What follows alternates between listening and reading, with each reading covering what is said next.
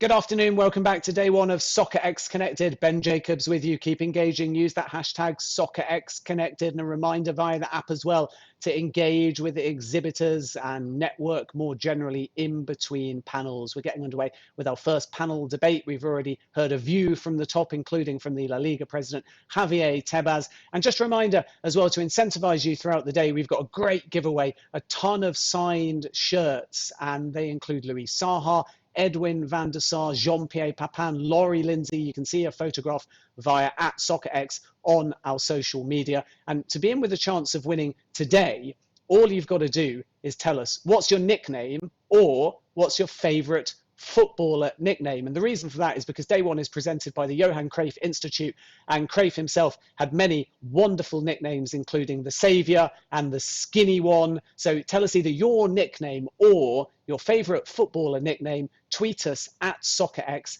and make sure that you use the hashtag SoccerexConnected. And thanks as well to Jill, who has been in touch already via Twitter, because I'm asking you also to send me a photograph of your home office. Maybe you're surrounded by kids and dogs. And Jill Espiritu has said that her doggies, Hurley and Ruckus, are watching along. So it's great to have your company. My dog is here at Soccerex HQ as well. Hopefully won't be barking during our next panel. So let's move on to our 1 o'clock GMT discussion then. It's called Football's Now Big Business, Isn't It?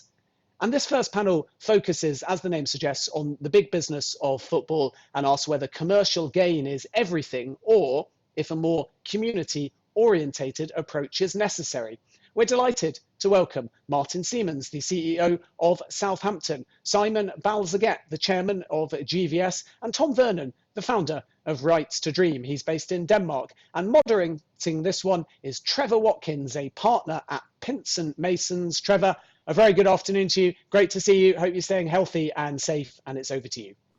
Good afternoon, everybody. Pleasure to join you. Yes, Trevor Watkins here. We're delighted to have such an esteemed panel and introduce Martin Semmens from Southampton Football Club, taking a break from what is a lengthy day, transfer deadline day today.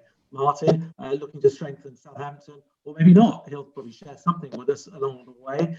Simon Bazalgette, like myself, a lifelong fan of a team, Brentford in his case, that has for many years been in the lower divisions, now threatening to get into Premier League in a brand new stadium. And Tom Vernon, the founder of Right to Dream, a fantastic organisation, a purpose-led business, trying to do things and indeed doing things differently within football. Is football big business? I mean, Tom, let's start perhaps with you, with maybe a different perspective. Is football anything like business? Well, I don't think there's many similarities. I mean, we have a cluster of good examples, but I think that we can see, if you compare it to big business, you would certainly many of the lines that football clubs run, if they were in big business, would be discontinued, because we've obviously got one sort of premium product with our first teams in many examples, our male first teams in many examples. But I think if we take a look across academies, obviously with the present company excluded with Right to Dream, FCN and Southampton, where academies are a meaningful part of the business, but we can see in many where the logic and also conditions in academy, certainly if it was big business, would be discontinued as a product line. If we look across women's football as well, I think that we can, there's a lot of questions to be asked about the business model and also the conditions and the environment that we create in the women's game. And then obviously, as we're sort of looking to drill into today as well, the involvement in the community and the evolution of where it was certainly a centerpiece of the community to maybe in many cases more of a sort of token gesture into community investment with a focus on bigger business. And I go back to what I said right at the start, that there are some sort of notable exceptions where there is still sort of some clear alignment with the original why of why football clubs were founded, especially in our country, in the UK. But I think in many cases we're very, very far from big business in mentality and behavior, because many components of what we're doing, just aren't working at the moment. So, I mean, I noticed on your website, on your sort of method statement, that you wanted to inspire football people everywhere to demand more. What is it you're seeking? What do you think that really needs to happen? I think there's sort of multiple answers you could give to that. First of all, we're an academy-focused organisation. We have what we believe to be the best academy in West Africa, in Right to Dream, and also here in FCN, if not the best, one of the very best in Scandinavia. And I think that so we start from the perspective that the academy system should be demanding more. Fans should be demanding more of the way that clubs run their academies. We start to see the sort of anecdotal horror stories of worst case situations with young academy players in England. But generally, we're still starting to face a number of problems with mental health in young players, and kids getting kind of let's say, tossed into the scrap heap by being picked up in limousines, and parents getting money thrown at them, and then a couple of years later getting tossed back off the scrap heap. And I think there's just a lot of questions about the role that an academy plays in a community to be developing kids for the community, for the country, whether that be in football or outside of football. So I think there's a lot to be demanded about how our academy regulation structures and the mindset of our academies in what their function is, and then obviously beyond that, it is the centerpiece of the community, the meeting point of the community, the place to inspire the hopes and dreams and to unite the community. And we've obviously had a great conversation previously about how that took place at Bournemouth, and we can see that in Brentford as well, as the role that a well-run progressive club that is community-orientated can play. But maybe we see all too many times that that function or the academy function get deprioritized for the sake of pursuit of profit, which isn't conducive to those objectives for which football was originally constructed. So I would say across true deep community engagement and academy would be our two big areas of focus as to where we demand more of ourselves, and we hope that our fans demand more of us as well. Very interesting point, Tom. I mean, Simon Bazalgette, bringing you into this as well as being a Brentford fan on the board of the EFL, and with 72 clubs, you've got diverse members, diverse interests, and as Tom just said, pursuit of profit. How do you balance that in a competition like the EFL?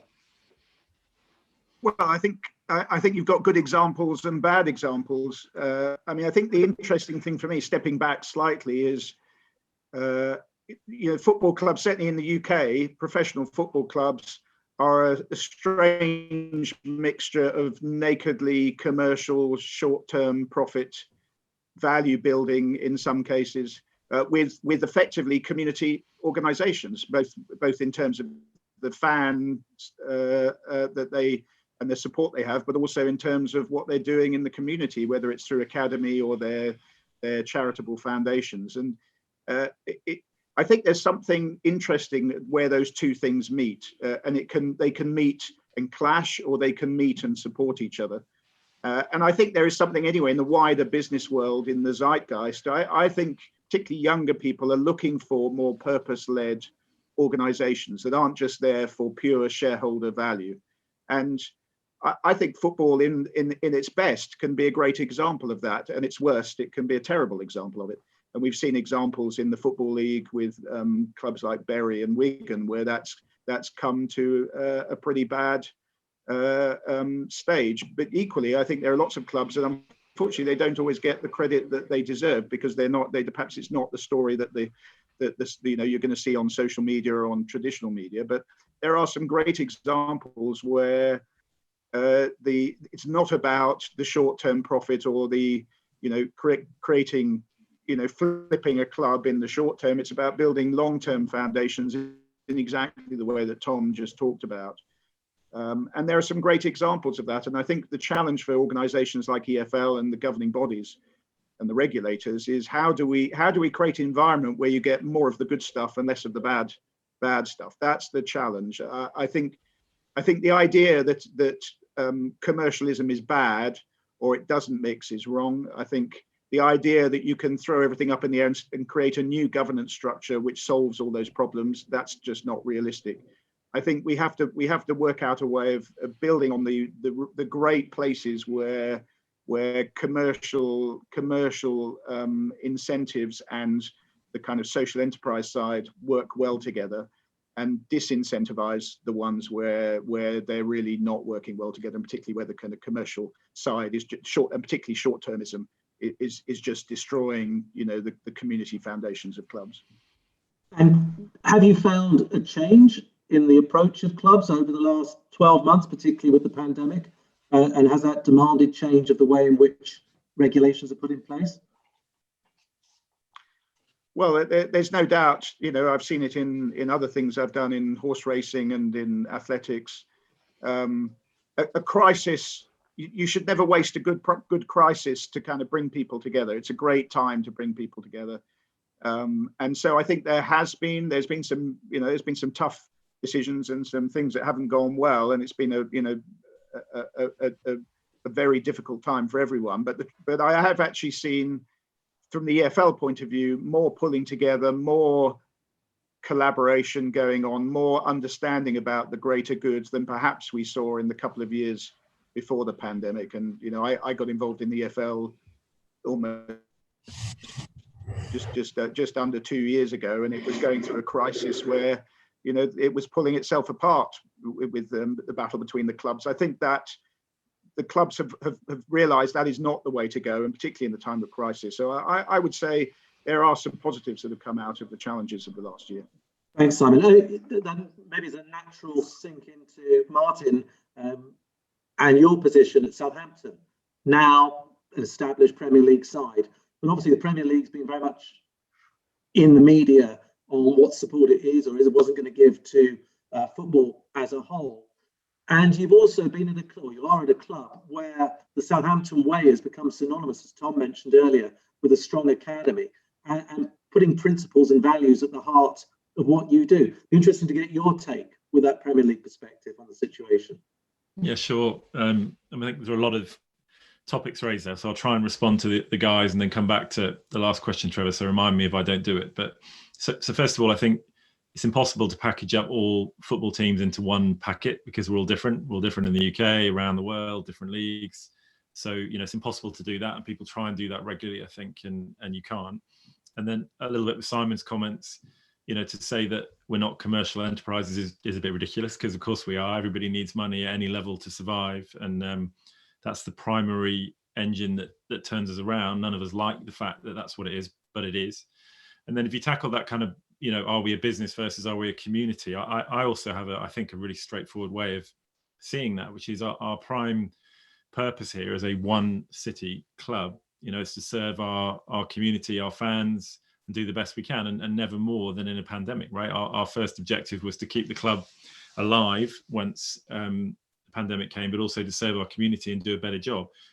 And then when you ask the question, what does the community want? They want us to be decent. They want us to look after them, but they then want a good football team. So to have a good football team, you need to raise finances. So we as a club only generate money to spend on football. And what I mean by that is to build a better team to win games that generates money, or to invest in our academy and our infrastructure and our buildings and our future, so we have a better team and do better. And that's what our community wants. So we're not confused. I'm with Simon and Tom that, of course, there are football clubs out there that are trying to flip players or buy a club and then sell it 3 years later, and we don't have anything to do with any of that. But we as a business are here to produce good football and win games, because that generates finance to allow us to produce good football and win games. I mean, it's not that complicated, really. And so I think I don't have an issue with the community versus business question. And then I think your last question is, you know, about the academy. And again, I think that's probably where I'll be a little bit stronger in my comments. I mean, our academy is fighting against, you know, a wider trend in football, is probably fair to say. So we have a strong ethos and the Southampton way and the way we do things, and it's very nice. But the rest of football is not always living up to our standards. A lot of them are, but not all of them. We have to fight against that. We have to fight against clubs buying 14-year-old players' parents' cars and houses and all this kind of stuff. We do have to fight against that, and there's no point pretending we don't. But it's also the same, with the professional players. There's an awful lot of stuff that goes on, which I think harms football, harms the community of football, harms how people feel about football. You only have to have a quick look online to see how people feel about, the way that football is run behind the scenes. But I think if you take that bit out, then in the end, we're here to provide entertainment. And again, I think, Trevor, you asked about how are we coping during the pandemic and our role in society. I was sort of brave enough to do a small interview in March, April time. And I said to the BBC that in the end, we will be seen as an entertainment in a really dark year, and people will want us on TV so they've got something to watch. And that's not a terrible thing to say. At the time, it feels a bit, tone deaf, but that's the reality. And you have to remember, we're here to entertain people, to provide excitement, to provide topics, in the pub with your friends. And if you're stuck at home, then there's no difference. And I think if you run a Premier League team, or you run a team in Denmark, or you run a team in League One, in the end, that's what we're there to do. We're there to provide entertainment for our fans, provide, we're in the top 5 businesses in our city, I think, in terms of, output and revenue. So we know our role in the community, but we're there to entertain people. So I think if you lose track of that, then you lose track of the core and the kind of heartbeat of football. But if you have that within you and you're not there about just trying to drive profit, then you should be on the right track. And just because you are right in the thick of it, you're running a Premier League football club, but you have so many influences around you. Perhaps I know you had a 30-second insight into transfer deadline day. What guides the decisions of players when they're looking about where they move? Is it the player? Is it the agent? Do clubs have much say? I mean, how is that panning out these days? Yes, I think there's 2 ways of answering that. So we have a sort of counter-terrorism view on that, which is we have our way of working. We have our profiles of players we want, agents we'll work with, the way that we will develop our team, and we stick to it. And if you ever move outside of that, you're in big trouble. So we know what we want as a business. We want young players. We have this phrase of sort of open hard drives, right? So we want players that will come in who are open-minded, want to learn our way, want to engage and drive for our team and our fans. And if somebody's not in that group, we don't take them. However tempted we are, and we have 11 injuries at the moment in our first team. We're so tempted to take a player and fill that gap. But we stick with our ways of working, and therefore that protects us from the second question you're asking. So in the end, the club should drive most of the conversations about who moves and who doesn't, but the player has a huge amount of power now. You can certainly argue that's okay, because I think sometimes we forget they're human. We had the conversation about Danny Ings on the BBC the other day. People forget he's a human being. He's got a choice about what he wants to do, and they're not just FIFA characters. They've actually got families that live in certain cities, and so there's a lot of humanity there that you have to respect. But trying to bring all those pieces together and understand what's right for everybody is by for sure the hardest challenge. I mean, that's fascinating. I mean, Tom, if we go back to Right to Dream, it's clear that from everybody on the panel, myself included, social considerations are important, the importance of the community. But equally, everybody's trying to make decisions for the best of their football club and for the different stakeholders. In terms of social considerations, is the way football's structured, is it fit for purpose? I think that there will be an inevitable significant change in the way that it's governed. A lot of it isn't fit for purpose when we look at how at the sort of the conditions that we're facing and the obstacles we're trying to overcome. Obviously, our roots are in Ghana and in West Africa, where all the dice are stacked against you in terms of how you grow and develop football. Right from the very top, where Africa's still only scandalously got 5 slots at the World Cup, and then from every stage down, the commercial realities and unfairness of that sort of trickles down into the game. So I think that right from the top across FIFA, we've suffered from a very poor process of who's making the decisions and people who actually want to build structure and development. it's one of the reasons that we came and bought a club in Denmark, because it was just too challenging in that environment, but still proved from there that we can develop world-class West African footballers. So for us, no, it's not, and we have to sort of work around that and build structures which are maybe not quite so conventional as in a well-established market, in order to give football the chance to thrive in our markets. And fascinating recently, clearly there are significant stakeholders who believe in your vision, because you've recently introduced investment into your group. And you'd probably be very interested to hear a bit more about why a very rich family have decided to back you. What was it that was different about you? I mean, they probably could have gone and bought a team anywhere in Europe, but instead they're backing you.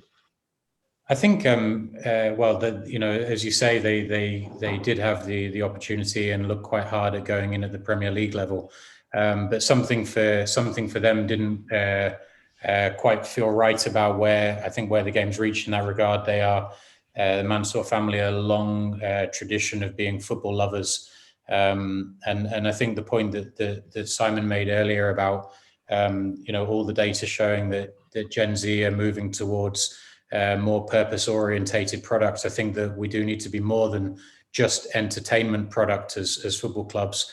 They weren't initially constructed, just for entertainment. And I think if we look, the Last Dance on Netflix, where we see this contrast between the Michael Jordan and the LeBron James and the new sort of the new purpose-driven athlete. And I think that clubs and players need to move into that space. And when we spoke to the Mansours about, could we do it properly? Could we invest in every child all the way through?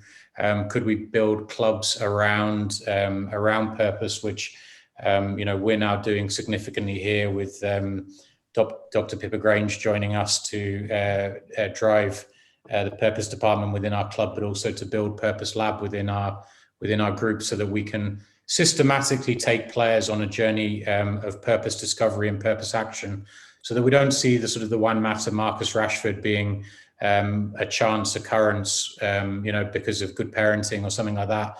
But the club's taking a much, much deeper responsibility for the players and the people that they're putting into their community to see, yes, we all want to put a winning team on the pitch, but our responsibility to our community runs deeper than that, with the way that we educate our players and the things that we empower them to be able to take action on around their communities. So for us, for the Mansours to join, and I'm pretty sure that it's the biggest investment certainly in sub-Saharan African football history, is a real indicator that football fans and smart investors can see that we need to slightly reposition our position within the community and the way that we develop our young players. So it's certainly a proud moment for Ghana and for Egypt for that deal to happen. Thanks, Tom. I mean, Simon, obviously this does ring true with Brentford and the way Brentford has come on and the supporters backing it. It was 24 years ago. Hard to believe that we led a supporters rescue at Bournemouth because we believed in community. But is it possible to be successful if you prioritise community over commercial gain? And does that mean we've lost sight of what football means to the fans? No, I think it's about getting it to work in harmony, and I think what Tom says about purpose is critical. If the fans want a successful club, but they also want to be proud of their club, mm-hmm. and they want their club to be around, for the next generation. So they can work out pretty quickly whether a club is being run with that in mind and what kind of priority that's being given. I mean, I'm a Brentford fan because I grew up in West London. It was my local team, and so I've and I still live pretty close to the stadium. But it's a club that I'm proud to support, and there have been moments in its history when I've been less proud to be supported. But I think it's important that those things work in harmony. I think as Martin said, if you only focus on the community side and you can't put a decent team out on that's going to perform on the pitch, that's not going to get you very far either. So you've got to get the balance right, but it's about working out what's going to last and what's really just a short-term priority. I think this short-term, long-term thing is a really important element. When I was in racing, running the biggest racecourse group, with the Jockey Club, and the Jockey Club is effectively another social enterprise. It's not run for profit, it's run for the good of the sport. But equally, if you don't run it commercially sensibly, then you can't provide the good back to the sport you need to. You've got to do it. But in the end, it was clear that it wasn't there just to make money for itself. It was there to make a long-lasting, sustainable difference to horse racing. And I think that's the model that tends to work best. Thanks, Simon. I mean, Martin, as we touched on the pandemic earlier in the discussion, and the significant impact that's had on revenues for clubs at all levels, Premier League included. You were at the heart of some of the discussions about the role of government and what support should have been given to football, as indeed other sports have received support across the last few months. Does the structure and ties between the clubs within sport override those who just say free market, commercial gain, we should be able to spend what we like? How have you found that balance, particularly given your background from commercial industry as you came through? I think it's a big problem, and it relates to the conversation you were just having with the guys, which is, the money within the Premier League and the highest leagues in the world, creates a problem. And it creates opportunities, for people like Tom and academies in Africa. But it's, for me, it's a whole pyramid, right? So you touch on the ownership issue, and in Europe now there are a lot of clubs being bought by people that want to generate players to sell to the Premier League. And quite genuinely, when we call a club in Portugal to buy a player, and that player's worth 5 million, the second that I make that phone call, he's worth 12 million, just because we're in the Premier League, right? So everybody's hunting that Premier League finances. So I think the greatest thing about the Premier League is it's the best league in the world, and it generates huge finances. But the worst thing is also that, and when you look at our average, is about 70-75% of the money within Premier League clubs goes out on wages for the players. I mean, that is always going to create a problem, and everybody's hunting that, whether you be an agent, whether you be a second tier club in Belgium, whether you be an academy, everybody's hunting that holy grail and that money to come down the pyramid. So, with that in mind, going back to the government conversation, I think it's really clear early on that while we're going through a global pandemic, you don't bail out top level football teams that have that kind of revenue. For me, running a team, it's not as simple as that, because, as everybody knows on this call, we have contracts in place, and you can't turn around to the players and go, actually, just because we're having a bad time, we're not going to pay you any more than Sainsbury's can do it. But I think we really understood that we were not in that position, and we needed to solve it through ownership investment, through cutting our own cloth, and in our case, pushing some money down the line and hoping we get back. So yeah, those discussions were fine. Everybody understood that we couldn't be the people taking the bailout. Very, very different at a lower level when you get into what is known as a community club that doesn't have the money. But the financial and fundamental issue there is, if we then provide bailouts for a League Two team, where is that money going, right? So if you provide them with money and then they just give it to the players, it doesn't solve the model. So a little bit like Tom was talking about, for us developing our own players in our own way and educating them broadly, completely and utterly, so they turn up like James Ward-Prowse to run in our club rather than having to buy players, is the key to our model. And I think probably pretty much every model through the different leagues. And does that obviously affect your investment priorities? So for Southampton, again, you've invested heavily in your academy. Yeah. And is that the plan going forward? Yeah, I think it probably does, Trevor. I mean, it doesn't change our model, because our model is about investing in our future in the long term, investing in young players, investing in producing better players, and making sure that we're sustainable in 3 years, not now.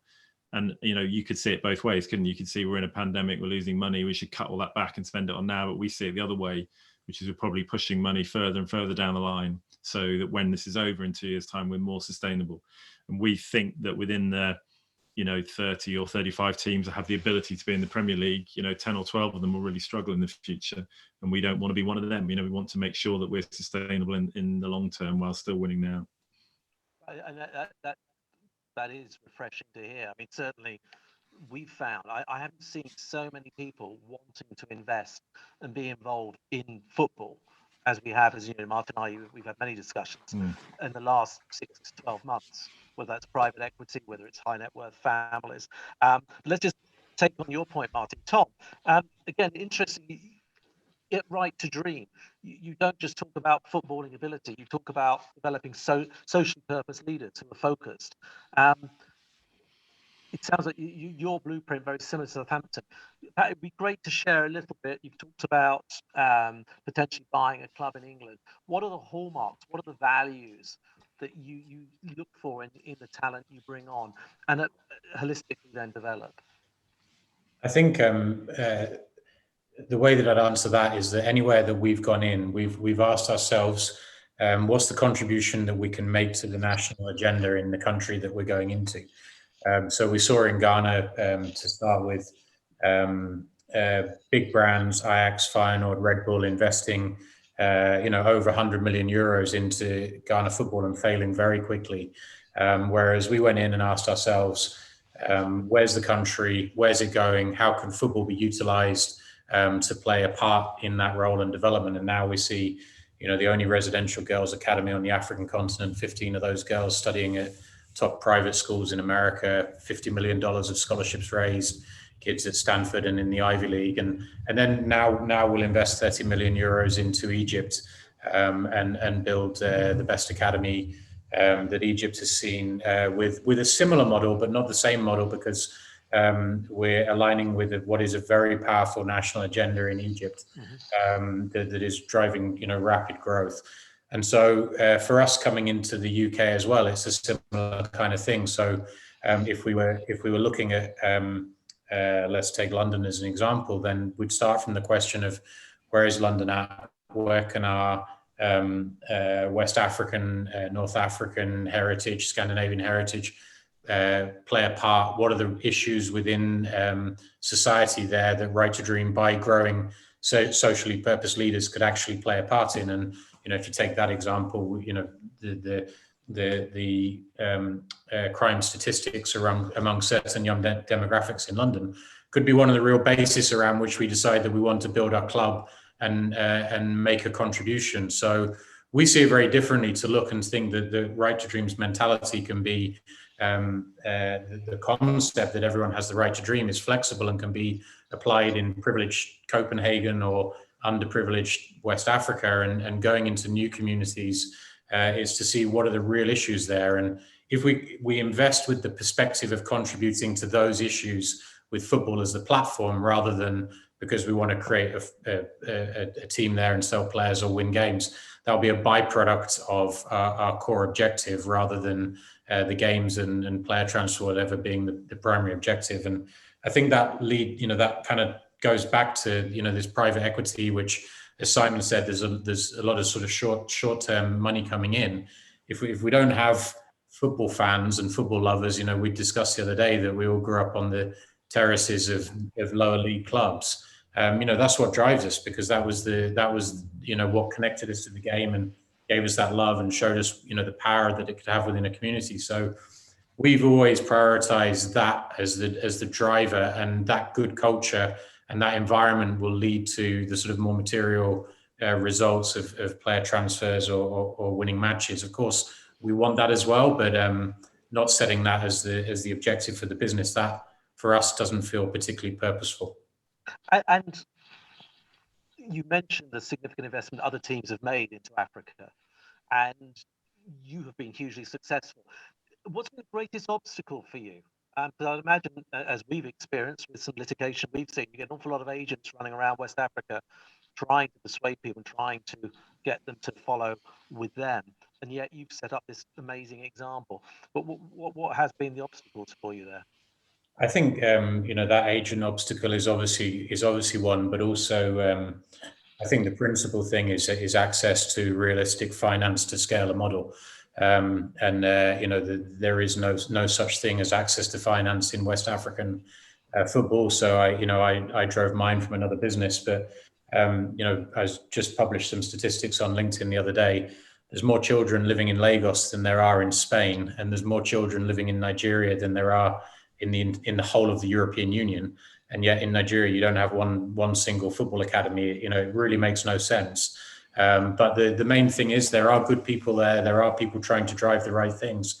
But the investment into youth football is a minimum 10-year project before you've got a sustainable business model there. So how do you get these grassroots orientated academies off the ground if you don't have finance flowing. I touched already on how FIFA is kind of structured against African football.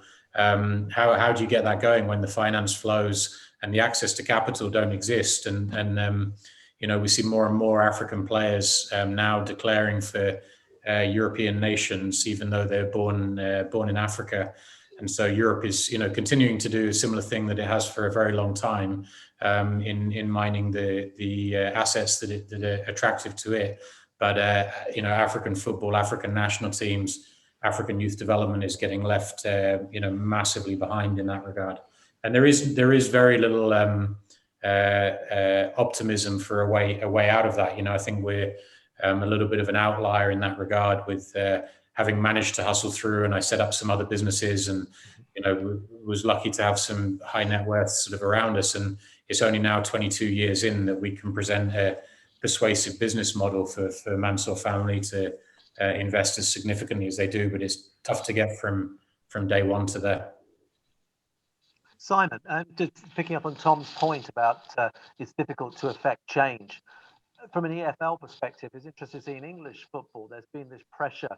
David Bernstein, the ex-FA chairman, looking to say that football really needs an independent regulator.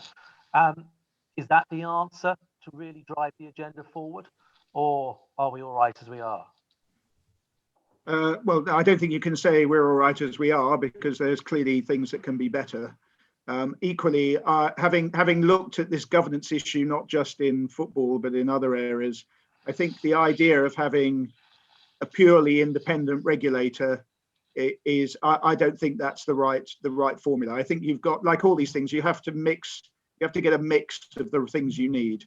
And I've been impressed on the EFL board. I mean, the EFL board had a governance crisis, or had a crisis 2 or 3 years ago. It went through a governance review.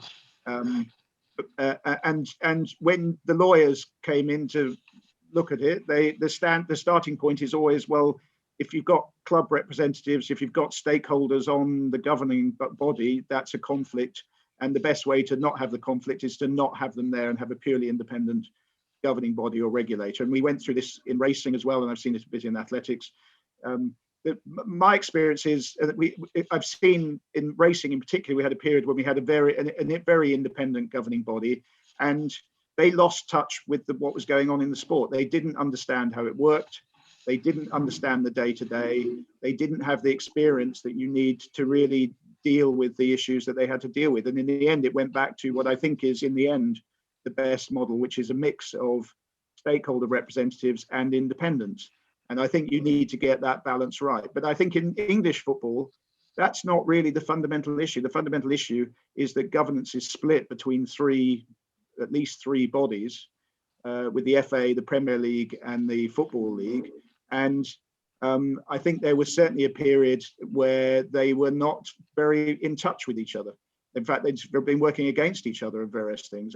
So the trick for me in England, at least, is to at least get some kind of coordination and better alignment of the governing bodies that exist. I'm not saying you have to move to one governing body for everything, but the fragmentation, I would say, has been part of the issue, and partly driven by the success of the Premier League. The Premier League has been so successful. I think it's that has raised issues certainly in the Football League in terms of the steepness of the pyramid, and that's caused some problems. And I don't think that the Football League can solve that on its own. I think that has to be a joined up work with the Premier League and with the FA. Thanks, Simon. I think it is fascinating that what we're seeing now is significantly more interest in investment into League One, League Two, National League sides, and from owners that want to make a difference to communities, but don't aspire to be in the Premier League. Martin, I'm not going to ask if Southampton want to aspire to be in a European Super League, but Simon mentioned that we've got three governing bodies, and we do have this much talked about new competition. How easy is it, as the CEO of a Premier League side, to balance fans' expectations, the good of the community? I mean, you have a Chinese and Swiss joint ownership of your club, to balance their interests in setting a vision for the next 3, 4, 5 years.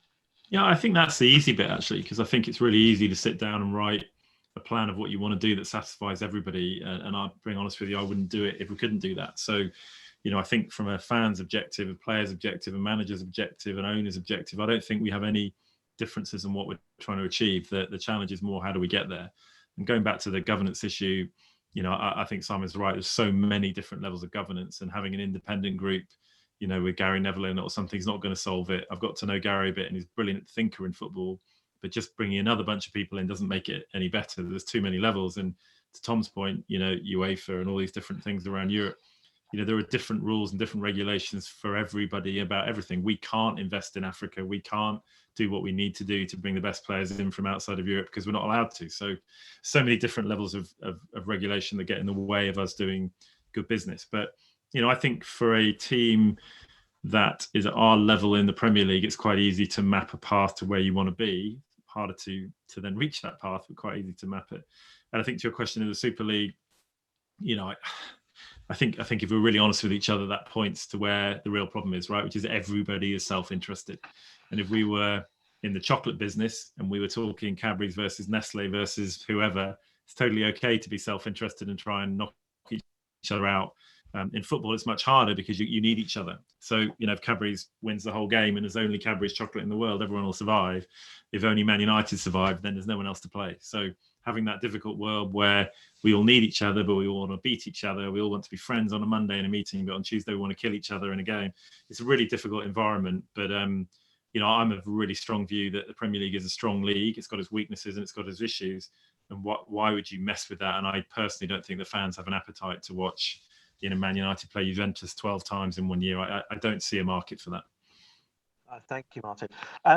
We'll just come down to the last 5 minutes. If anybody has any other questions, I do have some questions that have come through already. If you do have any last ditch questions you'd like to ask the panel, please do send them through. We'll pick up on them.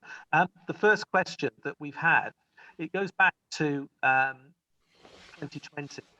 Has it changed your perspective on a move away from being a match day revenue business?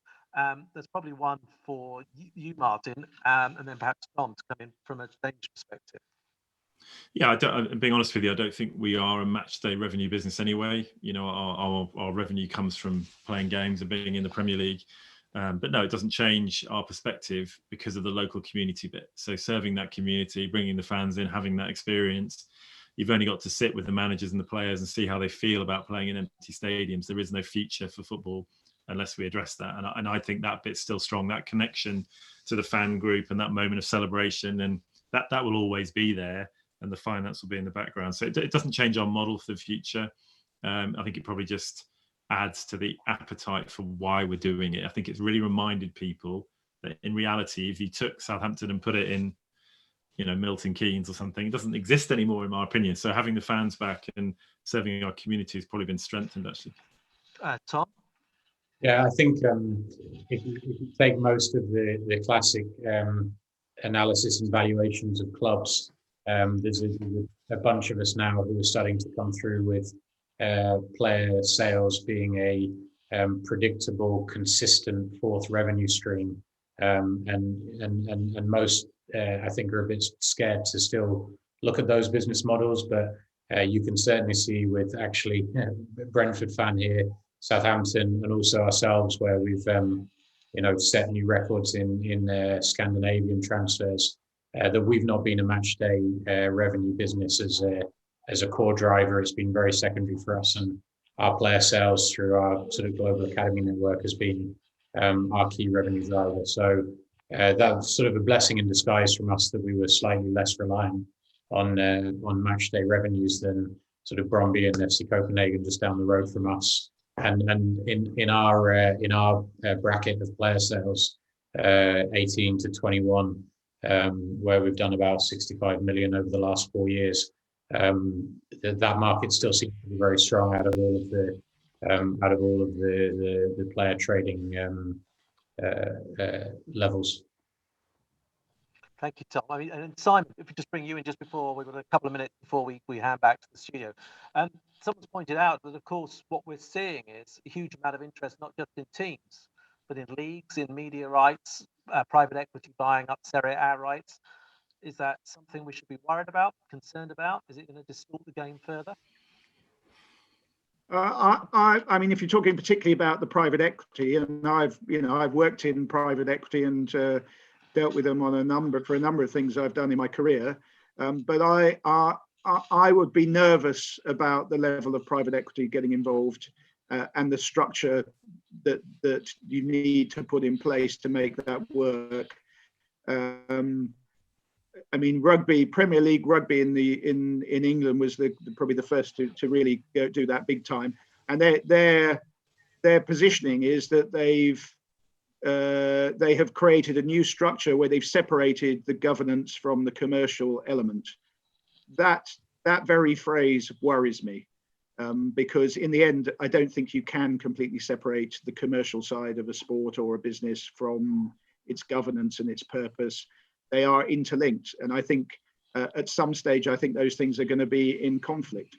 And if you've got them very separate, that I think could be a problem. For me, I prefer a model where you keep the two things close together and have a way of working things out that allows you to get things done while maintaining the essential purpose. But we'll see. Maybe this is an area where they'll prove that they are sensitive and they are able to deal with those conflicts. But I personally would have a worry about that. Well, we're very much into our last minutes. I hope I'll cut you off, Simon. But one last question for you was: do you foresee a future where clubs start selling their own rights? OTT, is that something you would encourage or be worried about? For me, is that for me? Yes, that's for you, Simon. Yes, I would worry about that, because I think it breaks down the essential cohesion and collaboration that you need in the league. So you need to allow successful clubs to be successful, but equally, I think if everybody's only in it for themselves, you've got a problem, I think.